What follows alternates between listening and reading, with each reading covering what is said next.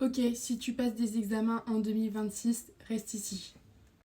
Je vais te montrer mon organisation pour avoir des bonnes notes à tous mes examens. Par exemple, si tu passes le brevet, des bacs blancs, des bacs, des partiels, c'est hyper important que tu regardes cette vidéo. Alors, tout d'abord, moi, il y a un truc que je fais, c'est que je mâche toujours le même chewing-gum quand je révise quelque chose. Par exemple, genre, la fraise, c'est pour les maths, la menthe, c'est pour le français, genre les fruits de la passion, c'est pour tout ce qui est spé, physique, maths, SVT et tout. Bon, après, moi, j'ai plus de problème parce que je suis un STMG, mais ça m'a beaucoup servi en seconde. Ensuite, la deuxième astuce, c'est utiliser l'IA, mais intelligemment. Genre, par exemple, ChatGPT, vous pouvez oublier tout ce qui est Gemini et tout. Non, ça sert à rien. Il y a un truc qui marche pour moi, ça s'appelle Astrae. Genre, c'est comme un professeur, mais adapté au cours. Parce que là, toutes les IA que je viens de citer, elles sont pas adaptées pour vous faire réviser. Donc, en gros, je vais vous expliquer comment ça marche.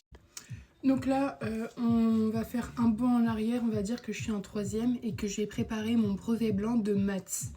Donc en gros, j'avais déjà préparé un examen, donc en gros, en fait, tu peux importer tes notes et tout, c'est hyper simple.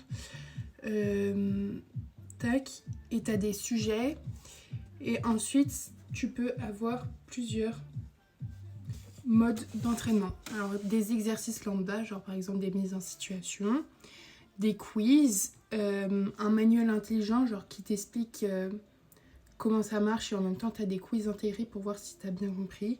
C'est un peu la même chose que... Ah non, oubliez. Il y a le vrai ou faux, il y a la simulation de test, donc en gros ce sera vraiment les questions type examen, type brevet blanc, mais avec un temps déterminé, comme ça tu peux t'adapter et tu n'auras pas le problème du manque de temps à ton examen.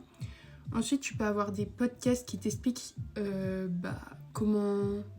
Enfin, la notion, la matière, mais ça marche pas que pour les maths, hein, mais je sais que les maths c'est un problème pour beaucoup de personnes. Et du coup, c'est bien parce que tu peux réviser sans... Enfin, tu peux... Oui, voilà, tu peux écouter le podcast et faire autre chose. Voilà, c'est ça que je voulais dire.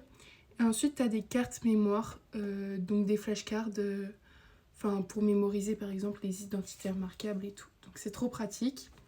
Ensuite, ma troisième astuce pour réviser, c'est vraiment d'arrêter la procrastination. Genre, dès que j'ai un petit moment